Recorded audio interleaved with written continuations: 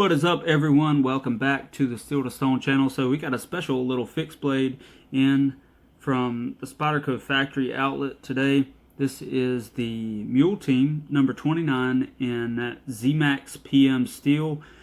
And for those of you who don't know what ZMAX is and don't know what the Mule Team is, which you probably do if you're watching this, but if you don't, the Mule Team is basically a series of fixed blades that Spyderco makes in this exact pattern every time with the same finish, same grind, everything just like this. And essentially what they do is every time they use a new steel, or I think almost every time they use a new steel, they make a batch of these fixed blades in it. So, you know, they just came out with the Spy 27 Mule Team not too long ago. When that steel came out, S45VN, same thing. They just came out with that one. When S45VN came out, they just started using Z-Wear steel. They did in the Shaman. You guys can see that one on my channel too if you want to watch it. Got a few videos on it, and they've got a Mule Team coming on Z-Wear, and I was surprised that this came first. So this is the first knife that they've made in this steel that I'm aware of, at least. So hopefully that means more of this is coming down the pipe and they're going to put ZMAX on some more knives. I think that would be cool. ZMAX, from what I understand, is very, very similar to Maximate. The steels are both, you know, sort of high-speed tool steels that are extremely wear resistant, that are capable of a very high hardness. So you guys know about Maximate. There's been a lot of people make videos on Maximate over the years, and you know, this is basically a very, very similar steel to that. So from what Spyderco says here on this letter, and I'll let you guys read this if you want to read it. Let's see. Hopefully you guys can pause that and read the whole thing if you want to. But nonetheless, essentially this just explains what the Mule Teams are. It's just a set pattern that Spyderco makes in every steel that they use, or almost every steel that they use, and it gives, you know, steel enthusiasts, knife enthusiasts, and aspiring knife makers the opportunity to own this pattern, this fixed blade pattern, in a variety of different steels to test out and compare to each other to see which ones they like the best, or just to try out lots of different steels and test them just to test them.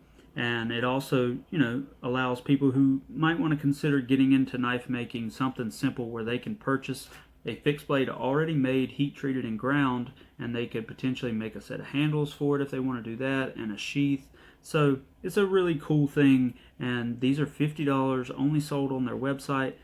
And I've always just thought it was a really cool thing that they did. I don't know of any other company that really does that or offers this. And not only is it cool that they offer it at a really good price, and some amazing steels come in these Mule Teams. So it's just a win-win for the knife community in general. I think it's an extremely awesome thing that they do.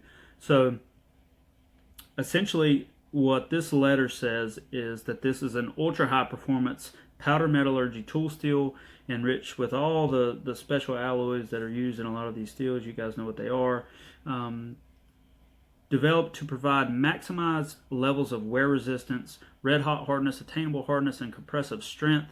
ZMAX PM excels at heavy duty industrial applications, and in the cutting of difficult to machine materials, it is capable of a maximum attainable hardness of 68 to 70 HRC and can sometimes be used in place of carbide. So I read that about Maximate a couple years ago, where the article basically said that Maximate was created where the wear resistance of normal high-speed steels were too low, but the toughness of carbide was too low. So it was a thing like right in between, where you got a little bit better toughness than carbide with something like Maximate or maybe ZMAX, but also got a little bit better wear resistance than the more basic high-speed steels. Think of like Rex 45 and M4 and the like. So that was why it was originally created, from what I understand.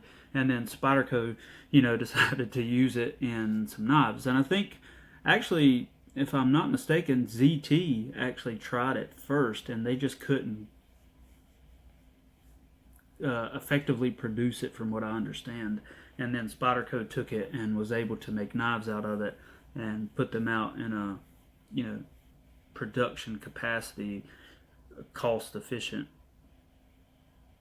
way. So they started making them, and now we've got the ZMAX, which, like I said, is very similar. And I'll put a comparison of the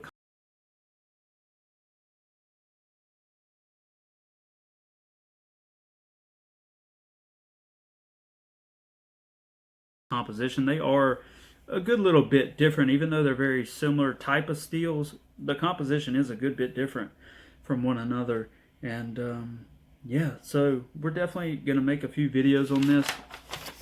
Gonna test out this factory edge, see how it does, and sharpen it up. We'll do a sharpening video on it to see what kind of edge it takes. I'm sure it'll take a great edge. It's got a great edge on it already, and yeah, so we'll just do a handful of videos on this. And since this is inexpensive and just a basic fixed blade that I can repair if I damage it, I think I will do some impact. All right, so looking at the specs on all of this, now obviously this is a Mule Team fixed blade. It does not come with a sheath. It does not come with handles. This is just for the steel. You can purchase handles or sheaths separately from the Spyderco factory outlet if you want to do that. A lot of people just make their own, which is probably what I will do with this. I do have some Kydex. I've got some handle material. I'll probably just make my own little setup for this. And yeah, let's look at the size of everything, and then not much to look at in terms of all that. 7 3/4 of an inch in overall length, roughly about a 3.5 inch blade or 3.5 inch cutting edge.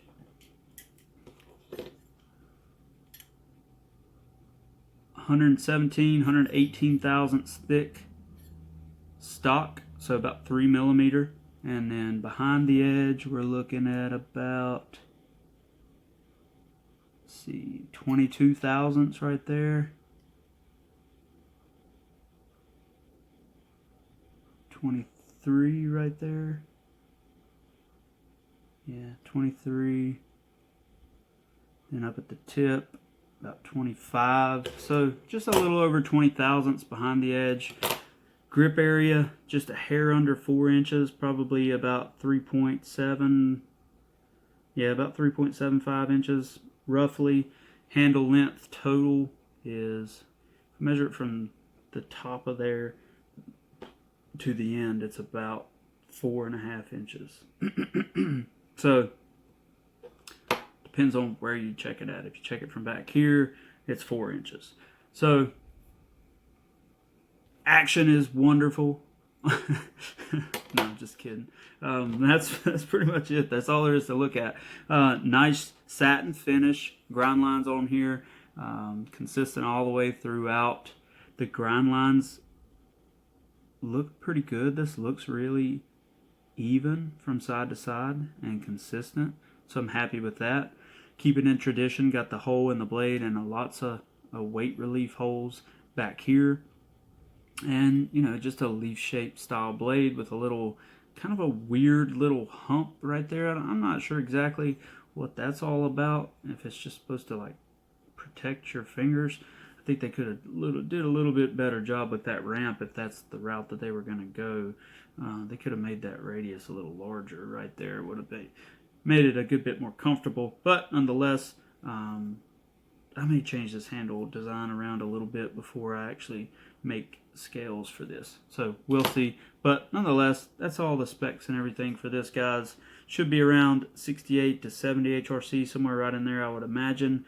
I'll have it tested and I'll put the hardness in the description of this video so you guys will know what it is after you watch this. But nonetheless, anything else? I don't think so. That's pretty much it for the specs and details on this for the most part.